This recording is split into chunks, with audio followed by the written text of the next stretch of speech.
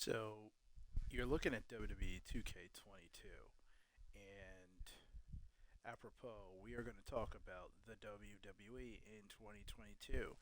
But this isn't a review of this game. I've done a video about this game before. I'm going to talk about the game because we're playing it, but reality is this is not about this game specifically.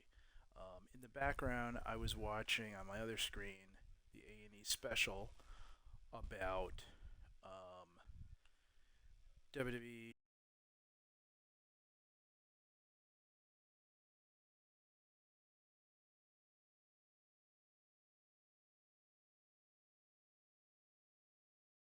They did they did a whole thing about Edge, and that was a very well done documentary. So all the A and E stuff has been pretty good for WWE. It's funny how A and E has come full circle for WWE, going from wrestling with shadows with Bret Hart to this.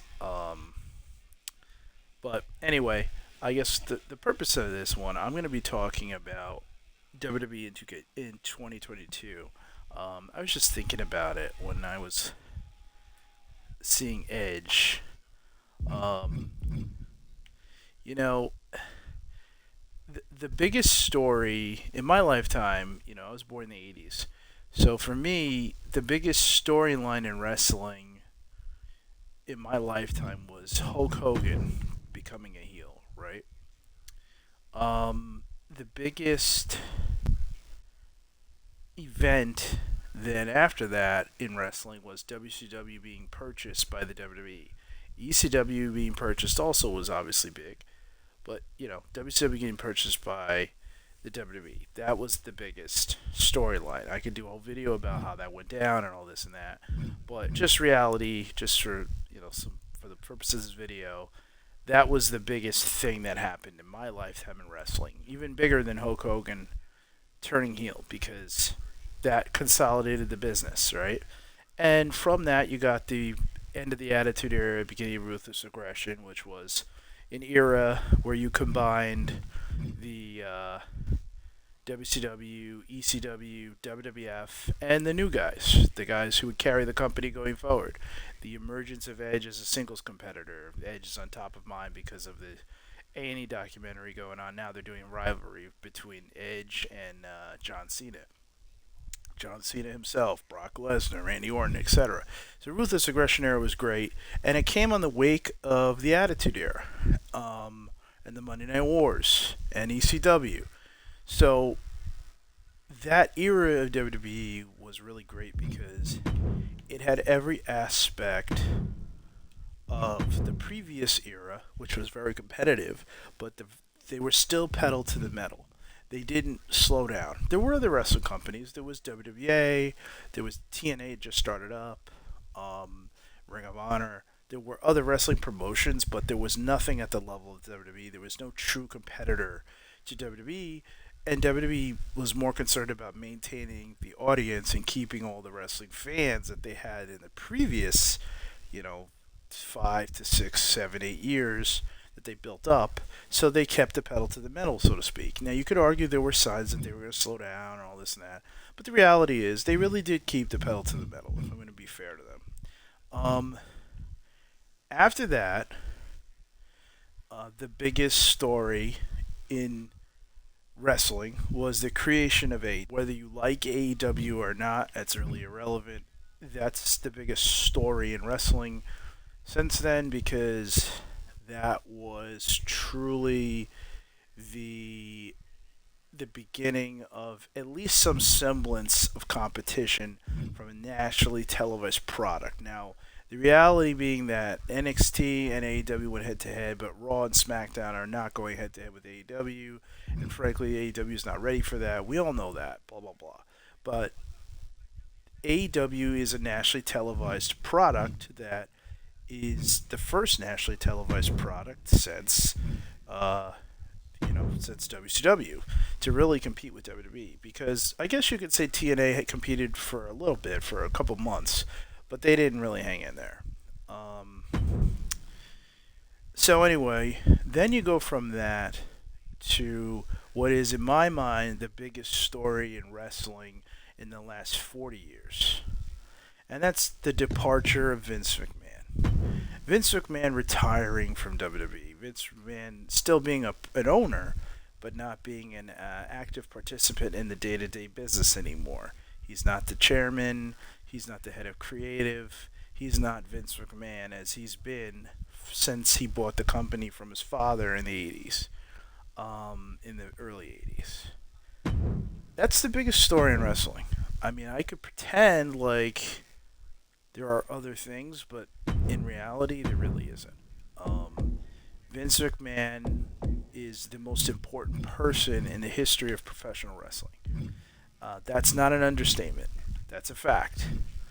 Um, I I say that because he created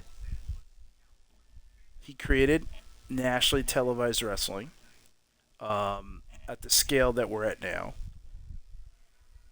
You know, before him, you didn't have what you have now. You didn't have you didn't have a product that was on everywhere in the country in the world like you have now. Um, there's just no comparison to Vince McMahon, his influence, and that's not even getting into the character Mr. McMahon, who could argue is the greatest heel in the history of wrestling. But Vince McMahon's influence on professional wrestling, whether people liked it or not, is it's the most he's the most important person in the history of the business. His family is the most important family in the history of the business from a promoter's perspective. But it's mainly him, more so than his father, and more so than his grandfather. Have there been other promoters? Of course, there has been. Of course, have there been other people who have been important to wrestling? I mean, Hulk Hogan, Bruno Sammartino, The Rock, Stone Cold. I mean, but none of these people, minus Bruno's really before Vince, but everybody after from 1980 forward who mattered in wrestling in some way, shape, or form has worked with or has been promoted by Vince McMahon. Even the guys who didn't originally start with Vince, like a Ric Flair, I mean, Flair's relevancy in 2022 is not because of the work he did in the NWA. It's because of Vince McMahon. And that's not a knock on him. That's just a fact. Okay, I mean he got the bump. He got the WWE relevancy and promotional bump. So excuse me, that's just something we just have to acknowledge. So Vince McMahon no longer being part of WWE's creative process, no longer being part of the day to day. What does that mean? What does that mean? Well, I guess for me, the first thing that I think of is it's an opportunity to reboot everything you could ever know about the company. And this is not going to be a total reboot, but it's an opportunity to do that. And the first thing is the culture, the vibes, the commentary you're hearing from people. And this is not an anti Vince video, by the way, because I'm not an anti Vince McMahon. I owe a lot of the joy I had as a child to Vince McMahon. I give him credit for that. But um, the vibe around the WWE now is so positive and so exciting because culturally it's an opportunity for the WWE to change the perception that it is a tight business, that is a place where creativity goes to die, and where the fans in the last decade have really not mattered because they just kind of push the same old stuff. I mean, it's unfair to say that Vince wasn't adjusting slowly as AEW continued to push. There were rumors about WWE going from PG to PG-14. You see the effort they put into WWE 2K22. It may not be perfect. I think it's a very good game.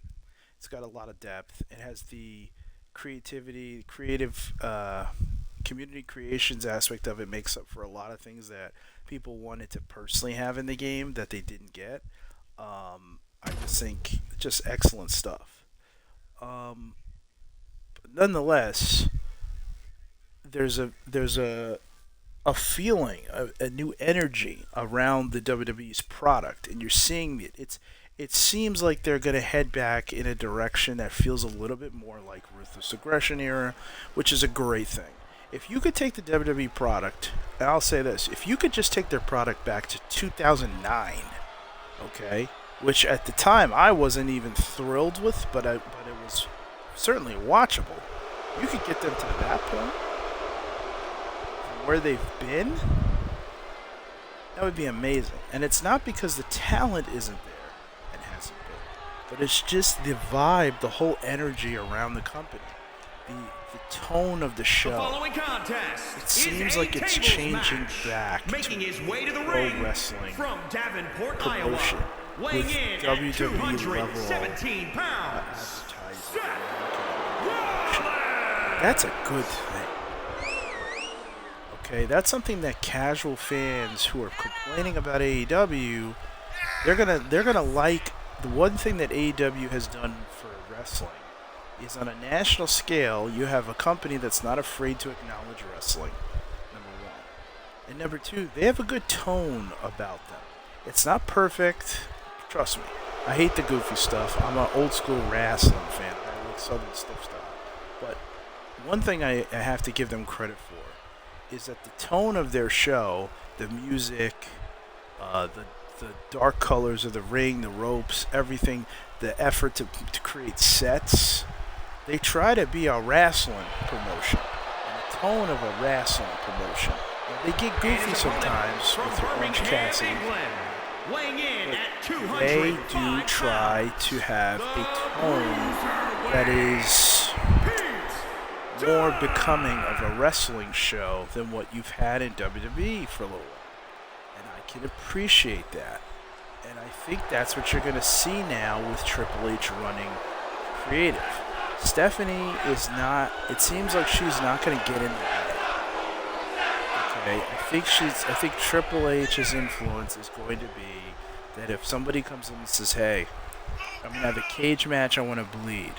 Or, hey, I want to cut a promo, I don't want to read the script, I want to have bullet points. Or, hey, I think it'd be great if we assaulted someone in the parking lot. You know, like just the ability to have direct influence over the product like wrestlers, have people not be afraid to come up to Triple H and make suggestions. You know, these are I don't work there. These are the things that people are referencing as that they're excited about. Just the tone of the product. I just think there's just a tremendous opportunity here. Now, one thing that hasn't been talked about, which is sort of a microwave, cheap, quick and easy way to get some quick bumps out of the new tone of the show, is you could just revisit a lot of things that you did in the last 4 years with what was still on the roster. Meaning, the WWE for the past couple of years, you know, obviously being a man, hasn't been as much creative for it. You haven't had the tone. It's been very PG, very goofy, silly, you know, all the kiddie stuff. The WWE right now, like for example, if you had an Edge Rollins program right now, I'd be curious to see what they could do without Vince McMahon to tell them. Or maybe without the writers who write the kind of stuff that Vince likes in there. Maybe you go back and you revisit something like that. Maybe you go back and do another program with, maybe do another retirement program for Kurt Angle, where he gets to do something he actually wants to do. I mean, Karrion Kross is getting a second life, right? Can't be the only one. Let's see what maybe Pete Dunne gets a chance to be more like the Pete Dunne he was in NXT instead of goofy Butch, right? I think that there's just a great opportunity to reboot and redo a lot of things in the WWE that haven't gone over very well with a lot of fans. It's not to say that everything should just be redone and we're not going to have new stories and we're not going to have new matches or anything like that. And I'm not trying to say that. Like, I do think that there's something to the, to going through and having like new match types and new innovations and whatnot. But there's an opportunity right now with this new tone of the program, with the post Vince McMahon era. There's an opportunity to just go back and redo some things, like without having to think too much. And watch your own network. Take some things you saw on Nitro from 25 years ago. Take some things you saw on ECW. You know, I mean, it doesn't have to be rocket science. You can just reboot stuff. Take stuff from your own stuff from 2005, 2006. You know? And look at how they're just showing it now. They're showing you Edge winning the Money in the Bank, right? How he cashed it in. Just you know. Have a guy win Money in the Bank and do what Edge did. You know, create a guy from the mid card who's like known for tag team who you think he could break out. Like do stuff like you've done in the past 30 years, 40 years. Go back and give it a run without Vince McMahon's restriction, if that was an issue. You know, I just think that the opportunity is right in front of you. You gotta take advantage of it. One good thing, you got a guy like a Triple H. Now, it's not that Triple H is gonna come in and suddenly you're not gonna have. It's not gonna come in. He's not gonna come in and you're gonna have no restrictions. It's gonna be do whatever. Obviously, there's still a publicly traded company. They still have a television deal. Still have board of directors. I mean, they have to maintain some level of built. Clearly, the tone of the show is already improved. One thing I pointed out in a tweet about when Drew McIntyre came out the other day. Noticed that he wasn't wearing, or he didn't have his sword with him. He came out, and when he came to the ring,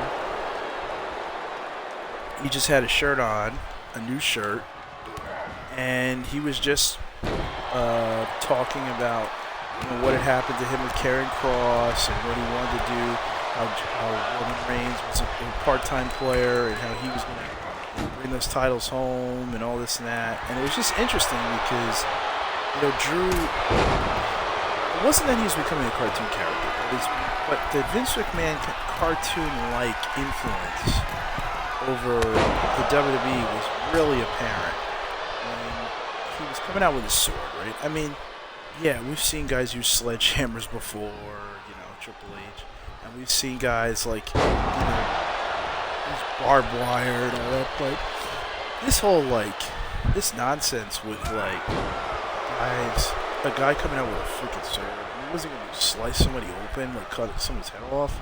I mean, he would swing the thing and he knew he wasn't going to ever connect, and that's the problem. Like, at least Triple H, like when he would swing a sledgehammer, you could believe that he was going to actually hit somebody, right? When Mick Foley would use a barbed wire bat, you could believe that he's going to hit somebody. But when it gets cartoony is when you're doing things that obviously aren't going to really happen. So I knew every time Drew McIntyre would swing his sword at Ridge Holland or Butch or Sheamus, he's not going to hit anybody. He's not going to slice somebody open with his sword, not on purpose. Now, it's cool once in a while to bring a weapon into wrestling that is unrealistic as far as like would he actually hit him or not. But overall, when you do that stuff, it just, I hate to say it's embarrassing, but it lends to a level of embarrassment you gotta you gotta maintain some level of realism insofar as the fans being able to predict the reaction or the action coming. You can't have a sword where I know for a fact this guy ain't gonna swing this sword and hit anybody. As soon as I know that, and he's acting like he's gonna hit Ridge Holland with it, the level of goof goes through the roof, and that's when it just gets stupid. And I'm thankful that the WWE under Triple H, you're already seeing that they're trying to get away from that. I mean, look, we all know it's not MMA, right? It's not MMA. It's wrestling. I'm not. You know, is it totally fake? Well, they make real contact, and guys get hurt. It's very physical. But the reality is, we all know that this is wrestling. It's not MMA, and they're not trying to hurt each other. But when you do things like with Drew McIntyre with the sword, when you do stuff like that, it just points out to me how silly this can get. And the sillier it gets, the less impressive it becomes, and the more frustrating it becomes to watch. So I think it's very very important that Triple H is bringing us back to a level of, let's say, realism, but a level of aggression and tone that you're not going to have guys swinging freaking swords at each other, and that's so important. Um, I'm thankful that with Triple H in charge, that you have somebody there who gets it from that point of view. And it's not a knock on Vince, but just Vince, he doesn't mind the hokey stuff. The hokey stuff has made him millions of dollars, and it made a lot of fans. I mean, WWF in the '80s was built on a little bit of the hokey, right? The hokey pokey with say your prayers, eat your vitamins, and all that stuff. So I get it.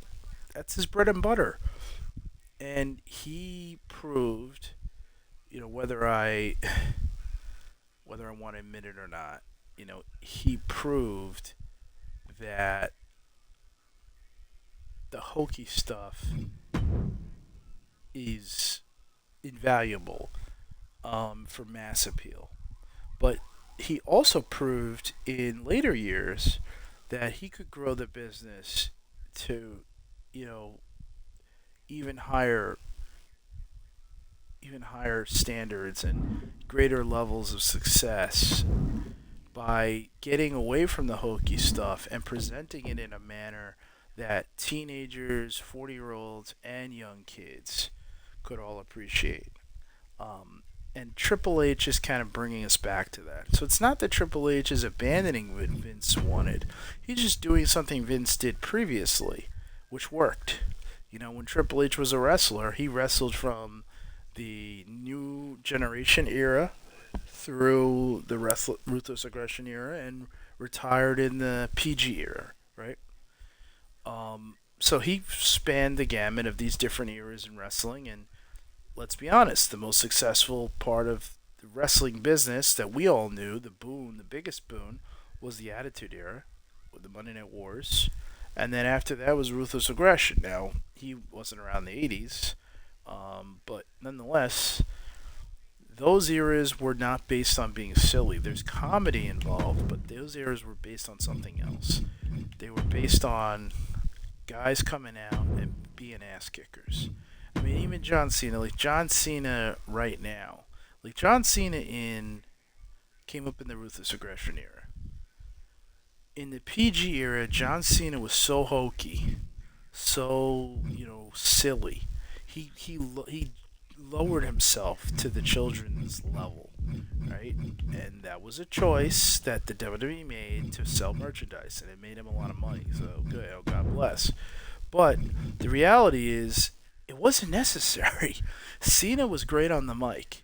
And somebody with his mic skills, who's in good shape, who looks like he could kick someone's ass, he was going to be a star without that. He was a star in the Ruthless Aggression era without being overly hokey.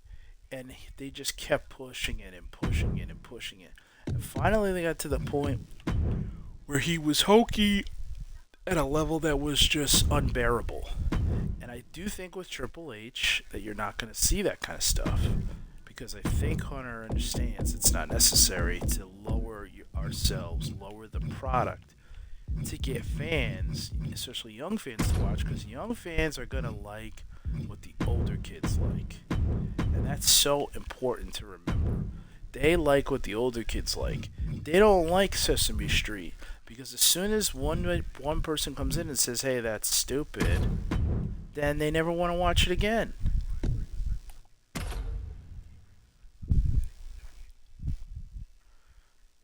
But I think wrestling right now, with AEW pushing the WWE from a tone perspective, and WWE having a new head of creative, Triple H, I think wrestling is going to. I'm not saying it's going to go through a long time. I can't control. I can't say that fans outside of wrestling will suddenly start liking it. But I do think it's going to go through a period of readjustment. It's going to come off as less goofy. It's going to come off as a little bit more like I said, ruthless aggression into the beginning of maybe the reality. Like 2007, 2008. I mean, trust me, that product right now would be amazing for us to watch. I think you're seeing parts of that happen. So let's see what happens. As far as this game goes, one thing, I mean, if you're watching this and you've played this WWE 2K22 and playing this on Xbox Series X, by the way, if you've watched this or played this game, there's been a lot of comparisons to like Here Comes the Pain, those early videos. Let me say, this game, one thing, the editing and the creative functions that you have from the community functions, it really allows you to make a lot out of this in whatever era you want. Like this WCW centered stuff, this aggression centered stuff. I mean, I've been watching a lot of Ruthless Aggression era stuff recently just because I've just been in the mood for it. And of course, tomorrow they needed the Edge biography, and now they're doing the John Cena versus Edge. Rivalry or WWE rivals. So that's pretty cool. And one thing I really appreciate though is that with the Ruthless Aggression era, in this game they put in the Judgment Day 2006 pay-per-view, they put in the 2005 Raw, which is cool. They didn't put in the SmackDown, but SmackDown 2008 is in there, but you can readjust. You can download SmackDown from the community creations. But even just like the editing, right? So they don't have rapper Cena anymore, right? They only have Cena that we're used to.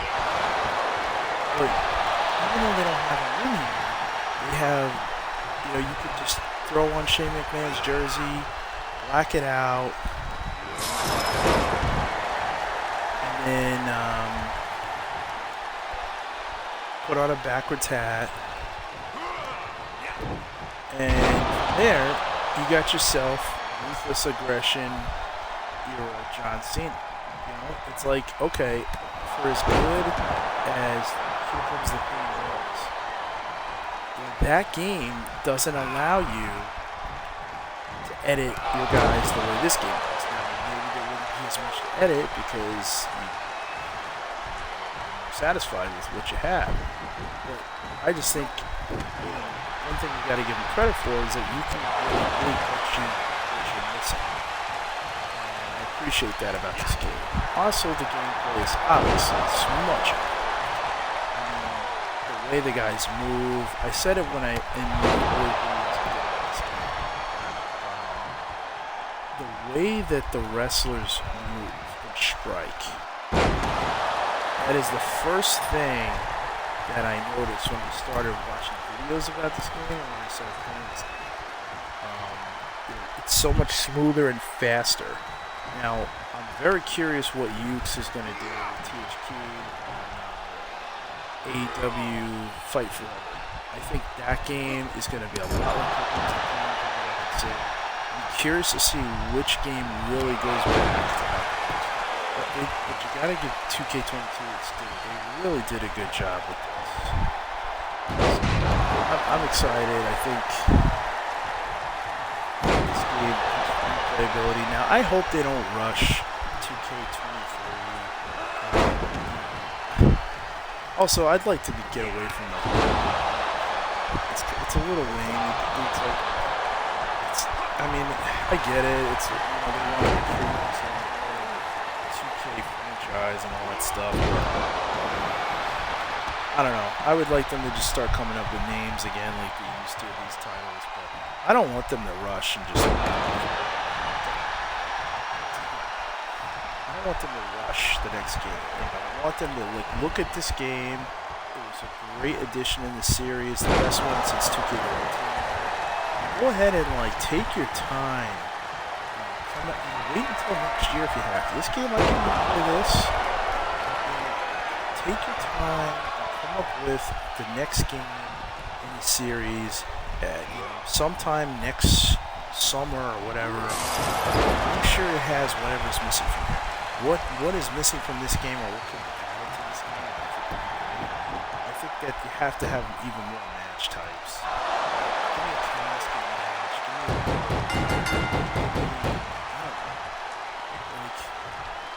Give me some other match that buried alive. Give me stuff that's missed that you haven't had from this WWE series in a long time. Just because I think this game is great.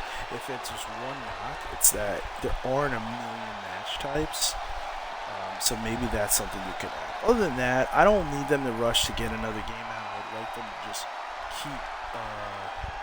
keep going with this game. You maybe do some other DLC, like more wrestlers, maybe another arena or two. That would be cool. Which they could start. Here is your winner. Don't rush to put out another game.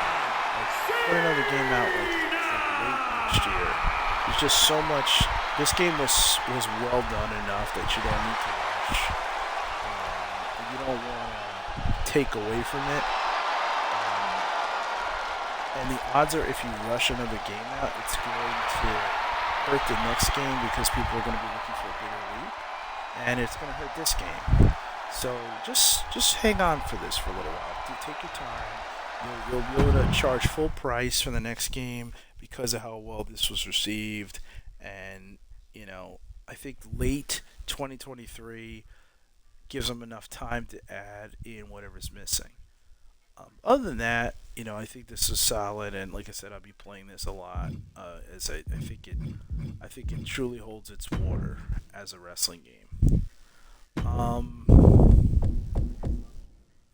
Let's see what else I'm gonna say. Yeah, I guess that's it. Really good game. I enjoy it. Enjoy the roster. Enjoy the movement and all that.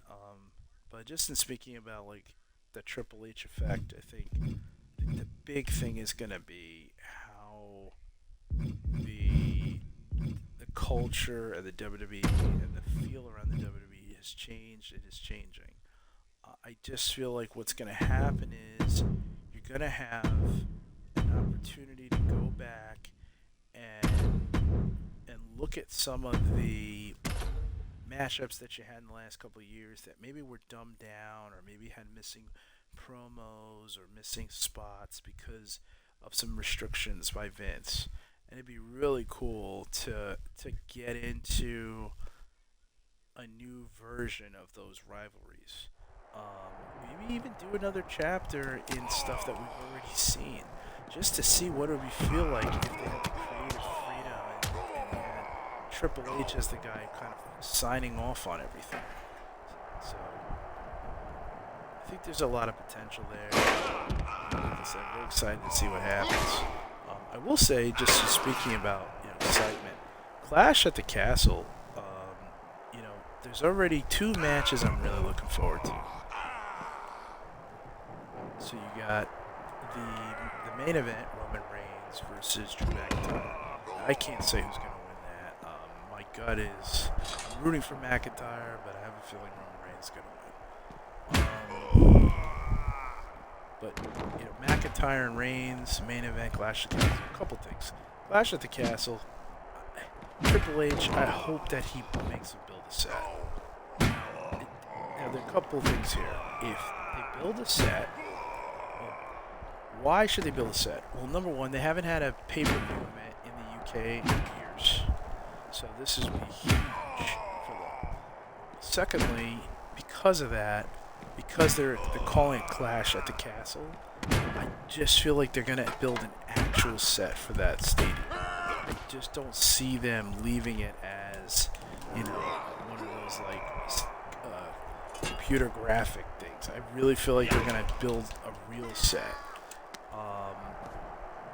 A second point is if they do build a set, that may not mean that they're going to do it for all of their pay-per-views anymore, because again, this is a premium live event in the UK, and they may see it as something that they don't want to commit to in every single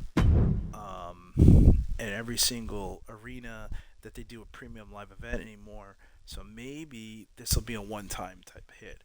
But I think it'd be a cool signal from Triple H to say, "Hey, we hear you guys. We know how much you miss these sets, and you've been saying it for a long time. So let's go ahead and let's have a real set for these events, so that the fans know that there's distinguishment between this and the television." I think that would be awesome.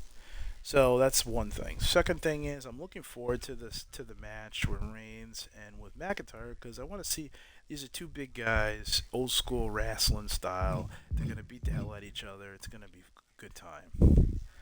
Um, Second match I'm looking forward to, Gunther versus Sheamus. Now that's another physical wrestling style match. That could be a real steal for WWE. I think Gunther, while they're showing with John Cena, FU. Remember that's what that move used to be called, Attitude Adjustment, before they got rid of the FU and changed it to the Attitude Adjustment. When he basically did his Attitude Adjustment when Lita was on top of Edge, and flicked her off, but then Edge was able to hit Cena from behind with the Nux and win the title. I guess this was at SummerSlam 2006, maybe. Yeah, SummerSlam 2006. But very cool though. I think with Sheamus and Gunther, I mean Sheamus is obviously, he is proven commodity. Gunther is getting his run right now, at the top. And Gunther is a physical dude. I think those two are going to love, beating the hell out of each other on a big stage. Sheamus is going to be excited being over in the UK, just the way McIntyre is going to be. So just those two matches alone, I'm looking forward to Clash. I, you know, I, I could argue I'm looking forward to Clash more than I am AEW All Out right now. Not 100%, but I hate to say it, I am like really feeling Clash at the Castle. I just feel like it's gonna be a fun event, and there's so much good energy on WWE. Just imagine wrestling. AEW got CM Punk back, they got Bryan Danielson back, and they got Kenny Omega back in the past week and a half. So AEW is gearing themselves back up right now, right? So that's a good thing. But WWE has got such good energy with Triple H taking over from Cena that I mean from Cena from Vince McMahon. Sorry, I'm still watching this Rivals thing, so I'm watching Edge and Cena. Um, WWE has just such great energy from Triple H taking over from Vince McMahon that I mean, look, I really wish Cody Rhodes were there, and I would love to see them bring back Braun Strowman. I just personally, I think he would be great in this era because I think he would be appreciated as a monster big dude. Um, but nonetheless, I just think the energy around them is so good, and you're just getting like second wind for guys. I also would like to see what Ricochet could do. I think, if I remember correctly, is he fighting Baron Corbin at Clash? I think he is. I think he is. So that's another match that I'm looking forward to. So they just have some good stuff going on right now, man. And I also am disappointed in AEW for moving their main event, CM Punk versus Moxley, putting that on TV this week. I hate to say that I'm disappointed they put that on TV, but I really am. I think that sucks. I hope that leads to something else, but I'm just really not feeling that. I just think if you have a match like that, it's gonna have a big payoff. Everybody's looking forward to it. Don't rush it on television. Television isn't gonna do it justice. It should be a main event of a pay per view. It should be special. There might be a reason behind this that we don't know, but I'm not feeling it. I'm really not. So I'm really hoping that uh, that something else comes of this. But I'm a little concerned that they are just gonna rush to get to get this match in because of an injury or something, or that I mean maybe they're really just panicking. I don't know, but there's just something to me is just off from having like uh, this like silly having this like silly booking of putting them on TV instead of waiting. Like I just don't understand why are you putting this on television now? Like if there's a problem with Punk, then surprise us at the pay per view and say like, hey, he wanted to be here but he can't because he's still injured or something. He's not cleared to wrestle. Just chill out on it. Don't rush. But I feel like that's one thing that concerns me about AEW is they have all the wrestling brain power in the world that they could ever need, and this is something that I agree with Jim Cornette about. They have guys like Jim Ross and Mark Henry and Tony Schiavone, and even the guy like Chris Jericho or whatever. They have tons of veterans, right, in this business. Tons of guys who've made a lot of money in wrestling who understand wrestling. What concerns me is that I get this vibe, and this is from even they talked about it the other day about how Adam Page doesn't necessarily take advice from people. I know that was part of Punk's promo the other day. Concerns me is that you got all this wrestling equity, all this wrestling knowledge. I don't think that they have the gumption to listen to the wrestling equity and knowledge that they have in their own business, and I think that makes them vulnerable to getting their ass kicked. I really do. I just don't think that the top guys there, like the Young Bucks, I don't think they sit down with Jim Ross every week and look at tape. I don't think they sit down with Tony Schiavone. I'm not saying Tony Schiavone gets treated backstage the way he gets treated on TV. That I'm not saying. I don't buy that the wrestling folks at AEW who actually have the stroke with Tony Khan and Tony Khan himself. I don't think that they actually put a lot of stock into what guys like Jim Ross are saying and what they think about their product, because if they did, you'd see a different show. And that's a little concerning to me. it's a lot concerning to me because with Triple H in charge of WWE, there's a potential for them to get their ass handed to them significantly. And you just gotta wonder, like, what is the mindset right now in AEW? Like, is this a panic booking with putting this main event on TV this week, or is there a real reason? I mean, it's just concerning. Like, it just feels like they have, even though they have all these guys coming back, they have no momentum. Like, I would have spaced out Kenny Omega coming back. Like a trios title is like the women's tag team title. That's like a tack on. Like, a trios title is just, it's a nice little thing to have, but it has no meaning with the fans because it's new, totally new, and the fans just don't. They're not thinking back of like, well, I remember who the U.S. champion was in 1999. I remember who the Intercontinental champion was in 2000.